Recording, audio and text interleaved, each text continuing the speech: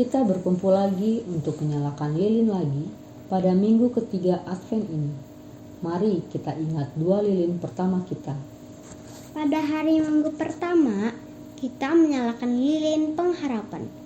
Cahaya api ini melambangkan pengharapan yang kita miliki di dalam Yesus.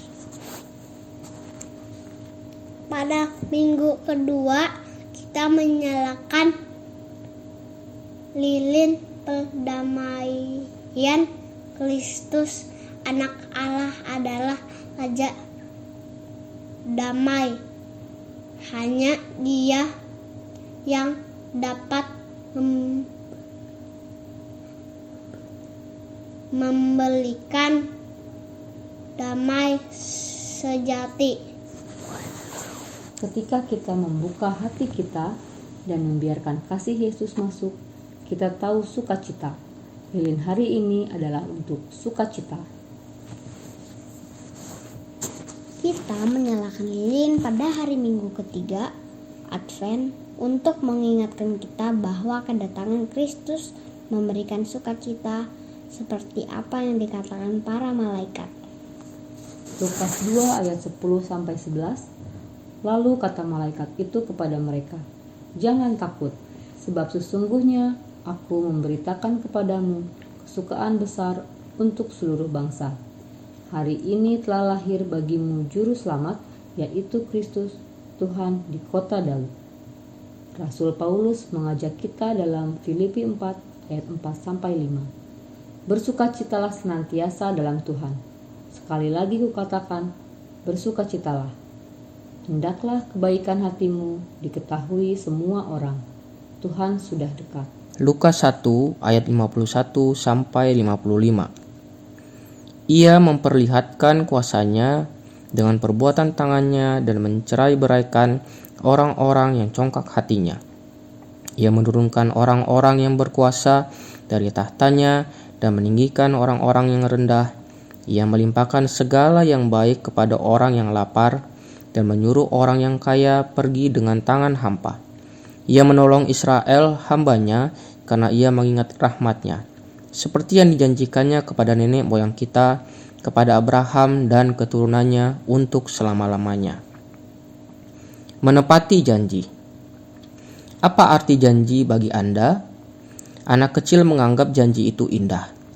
Jika mereka meminta untuk pergi ke taman bermain dan ibu atau ayah berkata, "Kita akan lihat nanti," itu satu hal biasa.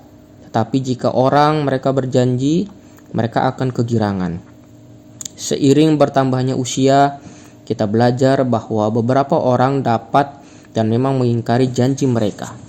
Tetapi tidak demikian Allah kita. Ketika Tuhan mengatakan sesuatu, itu menjadi kenyataan. Maria bernyanyi tentang ini. Ia menolong Israel hambanya, seperti yang dijanjikannya kepada nenek moyang kita, kepada Abraham dan keturunannya untuk selama-lamanya. Allah berjanji untuk mengutus Yesus untuk menjadi anak dari keluarga Abraham dan untuk menjadi berkat bagi seluruh bumi. Sekarang akhirnya terlaksana. Maria sudah membawa Yesus, juru selamat kita, meskipun dia belum bisa merasakan janinnya menendang. Bayi Yesus masih hanya 1 atau 2 inci panjangnya dan rencana Tuhan sedang berjalan.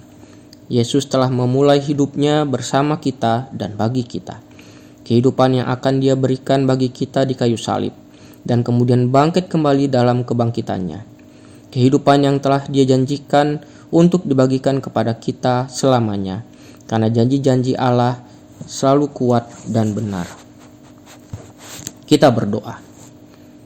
Bapa terkasih, terima kasih telah mendapati janji-janji baik-Mu. Amin.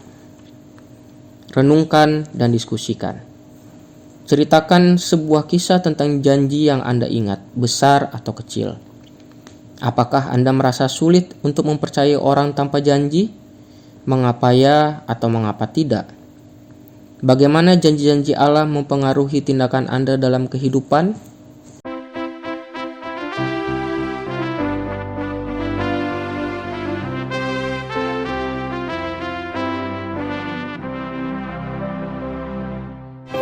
Dunia gembiralah dan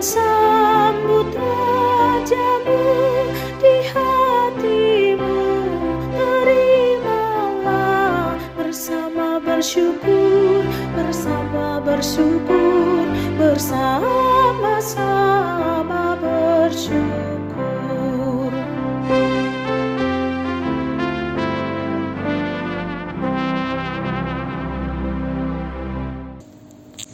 Mari kita berdoa dengan doa Bapa kami. Bapa kami yang ada di sorga, dikuduskanlah namamu, datanglah kerajaanmu, jadilah kehendakmu di bumi seperti di sorga. Berikanlah kami pada hari ini makanan kami yang secukupnya, dan ampunilah kami akan kesalahan kami, seperti kami juga telah mengampuni orang yang bersalah kepada kami. Dan janganlah membawa kami ke dalam pencobaan, tetapi lepaskanlah kami daripada yang jahat. Karena Engkaulah yang punya kerajaan dan kuasa dan kemuliaan sampai selama-lamanya. Amin.